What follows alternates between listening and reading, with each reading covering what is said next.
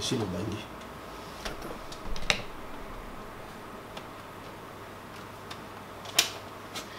Bonjour, bonjour, chers amis, chers compatriotes. C'est quand même moi, Mikolo, tout qualité. Mais tu dois intervenir parce que tout le monde dit vraiment que le moment est important. Par rapport à l'événement qui est au Canabiso, normalement, ils ont tout Congolais. Tu insisteras très souvent dans les cas où tu as un intérêt général. L'intérêt général, c'est que tu as un Italie Congolais. Semaine où tu as l'exawa, biso soto yebi, trouble ça na mboka ba bomi bato. Bon, comme on a coutume na mboka na biso, nombre ya bato bakufi ba na toujours te.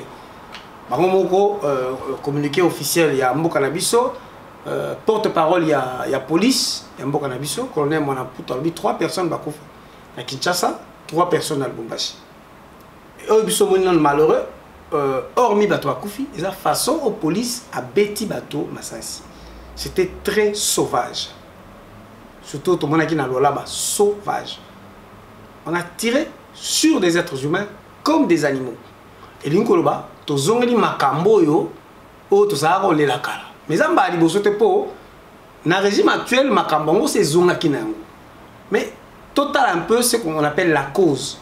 Et puis si ma total ba effet à cause voilà. Si ma to établir ma responsabilité.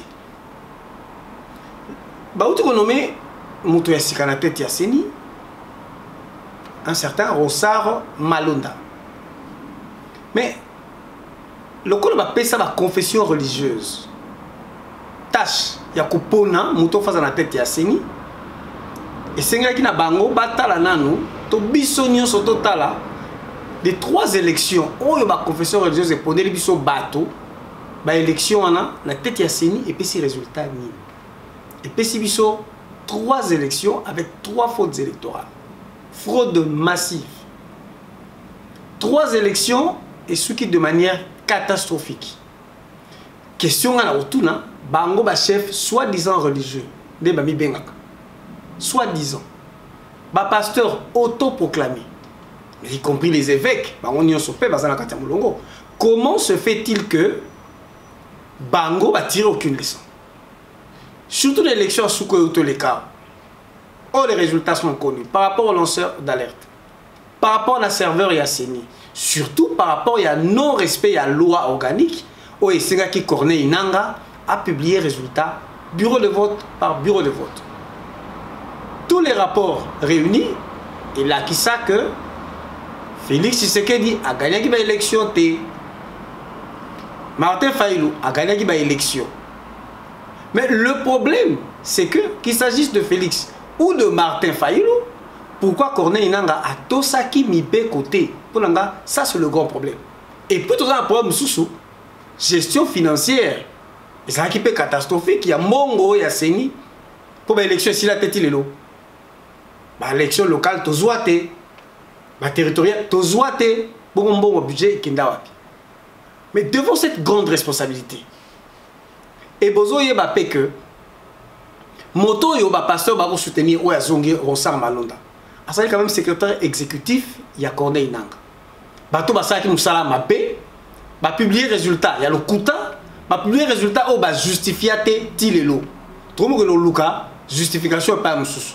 Comme Martin Fayulu aya la ba document na presse internationale et sa mission lanceur d'alerte. Donc logiquement, Batouana Babi Benga Bassali Nanzambe va tomber sous un piège wanate. Et d'ailleurs, tant qu'on va proposer candidat wana, population mobimba et boy. Nabi bien Congolais nyonso en tout cas, sauf Batouya FCC, ne ba linga Moutouana. Mais pourquoi? Parce qu'à plusieurs reprises, Moutouana s'est retrouvé na kati ya Kingakati, na Corneille Nanga.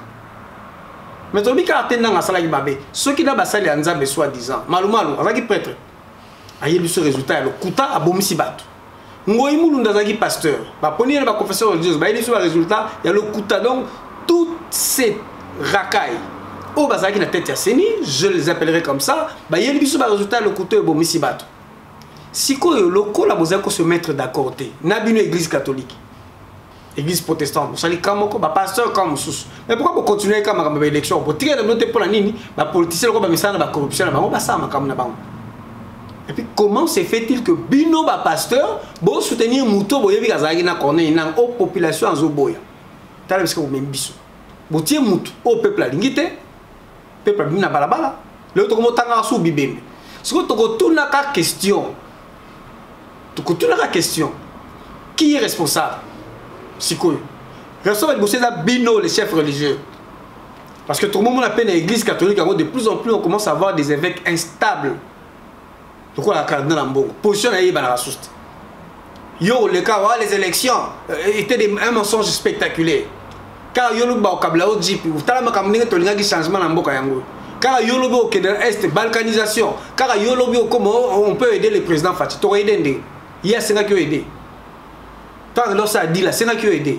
Toute cette instabilité, et tout ça la gena yo pe cardinal et moi on peut se confiance des athées. Ouais, tu es instable, je te le dis, instable. Moi, je suis originaire à diocèse à Kinshasa, cardinal, vous êtes instable dans votre position. On ne sait même pas vous soutenir, on ne sait même pas ce que vous voulez. Et plusieurs évêques, bon, la position claire, car Binoawa, et résultat des aïe à voter. Car certains évêques, tout le monde a beaucoup mis sur la position, mais quelle est votre vraie position? Les pasteurs, n'en parlons pas. Même finalement, dans pasteur, je dois toujours dire, vous êtes autoproclamé. Donc, l'amour na tongo, à Lyongo, conseiller Saint-Esprit makam. À quitter Yowa. Quand là, c'est cet esprit à posséder en différé. Ma c'est le qui me lit mal aussi. Mais donc, votre molim ne peut pas vous faire voir que le peuple a dit moutoine. Voilà, vous faites tuer les gens pour rien. N'a continué le Kambabato au Babimia. Pata FCC, Bolingi Ronsar. A bande comme sous Babimaki, n'a pas de royaume de peste. Au Baoutou Robima, au Babomi, parce que selon la presse belge et la presse anglaise, il y a qui 17 morts. Selon Bango, 17 morts. Donc, to Koufeli. Le Koso, na bozoba, manque de clairvoyance de la part des soi-disant religieux et des pasteurs autoproclamés. Parce que yomo la moko bi pasteur, ou l'acception moli monsanto, donc moli monsanto, na moli monsanto bino pour se mettre d'accord. Mais moi je reviens un peu, je voulais vraiment bien tirer les oreilles des amis de l'UDPS. Oh batambola kiwa. Bolingi Ronsar malondate, ok. Mais à travers une cornée nang. Donc ces gens-là, pour nous et pour le peuple congolais de manière générale, ont mal travaillé. Bazam yibi. Après c'est le résultat le kuta. Les pembongo à Seni nang, ils ont détourné de l'argent. Mais bino tant que pesi Félix Fati vainqueur, bolobi résultat ça solo ça qui nous sala bien. Alors pour suivre la logique jusqu'au bout. Ceux qui basala qui nous sala bien nanga équipe naie et pas Ronsar Malonda Salaki et que Batie Malonda na place ya nanga faut beta maboko parce que on sa manda on sa wala nanga au sa la bino musala bien pour basala qui bien alors ce que vous autres tombera point pour ceux basala qui musala mabe et qui va publier résultat le kuta mais résultat bino c'est pas nango pour le bagage le kuta teza ya solo alors je ne comprends pas votre position. Je plains mes frères qui sont assassinés ou assassinats, je regrette mes frères qui sont blessés, mais comment voulez-vous mettre en contradiction avec ce que vous avez soutenu comme vérité il y a quelque temps? C'est-à-dire, Nabinope Boza est instable, monsieur Zabinope. Vous voyez, appeler au bolingité. Si vous avez c'est une très mauvaise chose, parce que dans la marche contre loi Minako, police a encadré qui a béni ma cité, nous avons tous apprécié. Mais nous, ce souvenir dans le Cameroun Modanté, tango ne Modanté, mais aussi un émolument, il y a un bâtonnet, il y a un rassemblement. Police a été bon massage. On lui a dit qu'il y a un même si c'était dans son droit, c'est un bon naïf. Parce qu'il y a un monument naïf, il ne faut pas faire. Tout le qui ordre, qui n'a pas de police, meeting. Ils ont dit Songo. Tous les ministres intérieurs pour abéter massage. Mais tant que vous avez un bon antenne, babeti na yé massage, na batunaï. Bakani na moi sinaï, na batunaï qui n'avait rien à voir. Na moi qui est journaliste, mi bali, ba yago tuna, moi c'est le mon antenne, ba question mi tuna. Balobi na yéboué. Président a promulgué, a publié loi confinement. Tout ce qui est banda. Mais mon antenne m'a sangri si bateau. Donc le coup la police a bêti massasi. Donc contre bateau si mi bé côté, où il y a président un confinement, a rassemblé bateau belé na lui à confinement. Na yoka ki mutu na otanga Élysée. Na yoka ki Élysée la zoba. Na moi c'est ne mon antenne que bobomi si bateau. Pour la nipo, bo sangri si bateau, boto si mi bé côté. Si vous avez un UDPS babimi contre les élections, des choix malheureux, il y a Malonda. ba lingi ba marché gouverneur aboyi ministère intérieur eboyi pour na soi-disant kaka prétexte il y a confinement mais malgré confinement wana président bango Félix azwaki na avion atambola ya ye confirmer taliété loi eza pona bato sous siko lokola ba boyaki bino bo marché na makasi ba beti bato masasi siko nga question na retourna siko nana bomisi bato wana UDPS nani abomisi bato wana kasongo poni mwana tsebi taw ba rassembler yem da bomisa ki bato pona mona ba konze UDPS belé na ba bali ya UDPS liboso donc si on a retourna bino to bomisi bato bomoni mibeko ezaka mibeko te pona bato sous so ba bomba bato sous bo betra maboko te parce que nous sommes tous des Congolais que passe ezaka so ba bomi bino so ba bomi baninga eza problème te na yo quand même ndeko moko alobaka patani mona tsemba zwinde ba bomba bango ba tosi makamba président lo bakete ba bile bango confinement ba ko ça rassemblement sikoyo so ba lobi bato UDPS bo zwinde ba bomaki bino parce que bo tosi loi confinement te ya président na bino moko issu de l'UDPS bo tosi meeting de la ministre de l'intérieur na bino moko te vie Kankonde ya UDPS est-ce que bo se perdre na bala ba bon ce n'est pas ça moni fanatisme côté mi marabato et marabato na makambo ya passe. La loi doit être pour tout le monde, la cause doit être pour tout le monde. Et si quoi les conséquences dans les années? Parce que, autre chose, quand l'élection va bêter votre massage dans l'église, vous condamnez, le général, oh, après ça qui mitindo, quand les acquis kanyama, si vous communication, sima, bah quoi incriminer gouverneur, le quoi Kimbuta, Gentini, les lots, on dit, si bah quoi incriminer ministre intérieur, Yakala, bêter à Siko Kankonde, il y a eu des pèses, donc à Konda Bomisi Bato. Et puis, na souka lango, toro baksa toujours, Kabila Bomisi Bato. Bon, si vous avez koufi fatia bomisi bato. Fatia tatin ba boma bango. Et en conclusion, bato ba boma wana reste vos partenaires. Bon, le but va manipuler l'élection 2023. Kabila ndazo na pouvoir. Il faut bon alliance wana. Moi je reviens toujours à cette question. Si ko loko la bino base, président yo kenara bino. Si ko na moyen ko contraindre yé. A bon alliance. Et puis souka la mo si ko conclusion to okende wa. Parce que il faut total là. Dans la conclusion, on a le babou. Tu as dit déjà que Bossana 2023. Parce que ceux qui battent de partout et que va placer pion à Bango. Dans la loi Minako, il y a contrôle la justice. Pour faciliter, on va débattre en septembre. Va dribbler le conseil des ministres, parce que si on peut dans le parlement, Nanko. Va influencer le pasteur, va dire na tête à Seni, Moutuna Bango, il faut le dire, Nanko. Si on soit quel est Nanko 2023. Si on alliance à venir dans les années. FCC cash. Responsable Nango Fati. Le roi bat Bakoufi. À Kolobani ni pas à Kolobani. Si le reste de la population congolaise, tous autres penser 2023, comment? Est-ce qu'il faut oser la les sous? Moi je vous dis déjà non. Mais ceux qui ont dit non, à la place, qu'est-ce qu'il faut faire maintenant?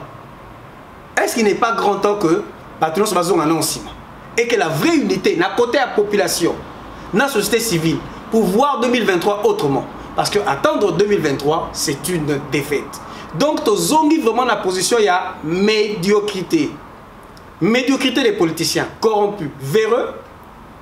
Médiocrité à l'église qu'il faut oublier. Et c'est l'église catholique qui n'a plus de position claire. Et c'est l'église protestante. Et surtout, ma pasteur. Donc, prochainement, n'a qu'au paix sa bouille. N'a qu'au proposer bouille na bandeko.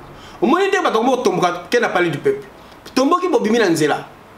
Tomba qui a panza bandaka bata FCC. Or, ce qu'on bateau va couper les lots. Bah, parce que bah pasteur, parce que ce pasteur va voter ensemble à Londres. Donc prochainement, la routine de qui n'a pas pasteur, je ne peux pas le faire. Mais bon, montrer que l'église c'est comme la prochaine cible. Marche à Sima, beaucoup quand l'église, bah on samedi la tête dimanche, beaucoup quand l'église voilà confinement ou pas beaucoup yango, et puis bah tout dans l'église, bah tu vas bonzater parce que comment voulez-vous bah pasteur, bah pour na moto à konyo ko la congolais. Alors prochainement, on ferme les églises. D'ailleurs quand on gagne dans le bras. Ceux qui me connaissent les bons jours, quand Dieu nous prêtera vie, il faut ministère Mobimba, il y a culte. Bon, on place Mobo Tchanga, ta huissier, ta conseiller à Pam. Donc, on a une législation particulière pour les églises. On commencera à l'église, on va fermer toutes ces églises. Avant, on fait l'église, il y a une doctrine, orthodoxie par écrit. Kagame l'a fait et ça a beaucoup aidé le Rwanda. Aujourd'hui, le Rwanda va réfléchir très bien. Ils vont avancer très bien dans Makambu parce qu'ils ne sont plus superstitieux à cause de pasteurs. Tout le monde le pasteur Wana, les lots ont interpellé sur l'unité des Congolais. Donc, tu as la réaction à Fati sur la base. Donc, tu as la réaction à UDPS, soit disant dans le pouvoir, mais ici, il y a une marche. Si tu as une base, na ba cadre ça UDPS bo décider de l'avenir de l'alliance tozo zela bino to ko tala bino comme ça ka moko RDC ingeta to bo sala yango te tôt ou tard le peuple vaincra parce que le peuple vaincra toujours ingeta